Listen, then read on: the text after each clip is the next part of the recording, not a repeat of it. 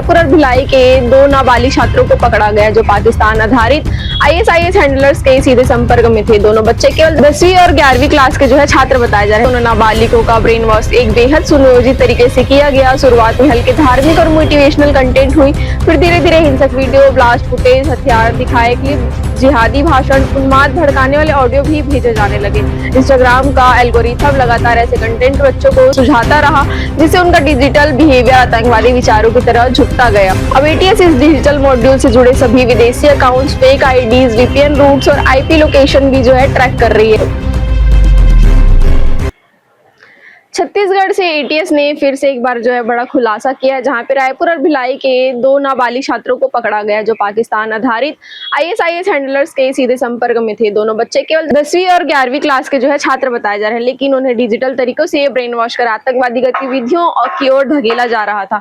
ATS की cyber trekking और human surveillance ने इस पूरे नेटवर्क की परत दर परत सच्चाई सामने लाई है। एटीएस के मुताबिक ये पूरा मामला एक संदिग्ध सोशल मीडिया कंटेंट की निगरानी के दौरान सामने आया है। मॉनिटरिंग के दौरान एक ऐसा इंस्टाग्राम ग्रुप मिला जिसमें आईएसआईएस के समर्थन वाला फर्जी नाम इस्तेमाल करके चलाया जा रहा था। इसी ग्रुप में 2 भारतीय नाबालिग लगातार एक्टिव पाए गए। एटीएस ने दोनों की गतिविधियों को लगभग 1.5 साल तक चुपचाप मॉनिटर किया। उसके बाद धीरे धीरे साफ होता गया कि ये बच्चे पाकिस्तान में बैठे आईएसआईएस हैंडलर्स की पकड़ में आ चुके हैं। इसके चलते दोनों नाबालिगों का ब्रेन वॉश एक बेहद सुनियोजित तरीके से किया गया। शुरुआत में हल्के धार्मिक और मोटिवेशनल कंटेंट हुई, फिर धीरे धीरे हिंसक वीडियो, ब्लास्ट फुटेज, हथियार दिखाए क्लिप, जिहादी भाषण, उन्माद भड़काने वाले ऑडियो भी भेजे जाने लगे। इंस्टाग्राम का एल्गोरिथम लगातार ऐसे कंटेंट बच्चों को सुझाता रहा जिससे उनका डिजिटल बिहेवियर आतंकवादी विचारों की तरह झुकता गया।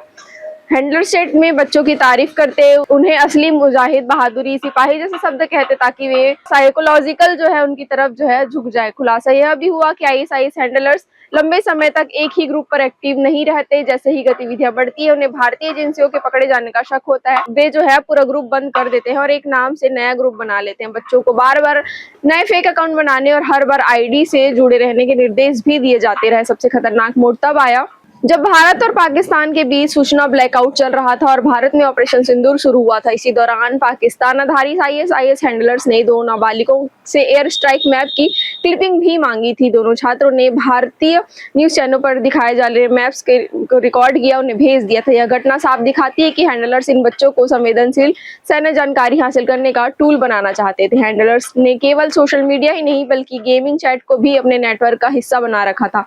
कई ऑनलाइन शूटिंग गेम्स में मौजूद प्राइवेट चैट रूम्स के जरिए भी बच्चों से संपर्क किया गया था। गेम का माहौल जिसमें लड़ाई, हथियार और मिशन भी शामिल होते थे, बच्चों को हिंसक विचारों के प्रति अधिक सहज बताया गया था। इन्हीं गेमिंग चैट्स में बच्चों की भर्ती, बातचीत और मानसिक रूप से तैयार करने की प्रक्रिया भी चलाई जाती थी।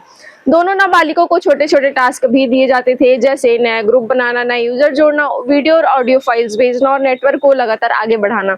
हैंडलर्स इन बच्चों को बार बार यह भरोसा दिलाते थे कि वे एक गुप्त ऑनलाइन मिशन का हिस्सा है जिसकी उन्हें जिम्मेदारी दी गई है। धीरे धीरे बच्चे उस वर्चुअल दुनिया में इतना आगे बढ़ गए कि उन्हें लगता था कि वे किसी बड़े जिहादी ऑपरेशन का हिस्सा बन चुके हैं। एटीएस ने जब परिवार को चैट्स, लॉन्ग वीडियोस और ब्रेन वॉशिंग के सबूत दिखाए तो वे स्तब्ध रह गए। परिजनों को बिल्कुल भी अंदाजा नहीं था कि उनके बच्चे फोन के अंदर किस अंधेरे के जाल में फंस चुके हैं।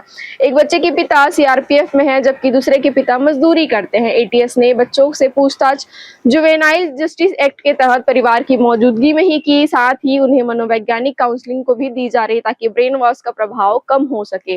अब एटीएस इस डिजिटल मॉड्यूल से जुड़े सभी विदेशी accounts, fake IDs, VPN routes और आईपी लोकेशन भी ट्रैक कर रही है। कई अन्य विदेशी अकाउंट्स भी इस नेटवर्क में जुड़े पाए गए हैं। पूरा मामला यूपीपीए के तहत दर्ज किया गया है और जांच अभी जारी है। इस घटना ने एक बार फिर बड़ा सवाल खड़ा कर दिया है कि आज के डिजिटल दौर में आतंकवादी संगठन सोशल मीडिया, गेमिंग और इंटरनेट के जरिए कैसे मासूम बच्चों तक पहुंच बन रहा है और ये की सतर्कता न रहने पर एक स्मार्टफोन भी किसी बड़े खतरे का रास्ता बन सकता है।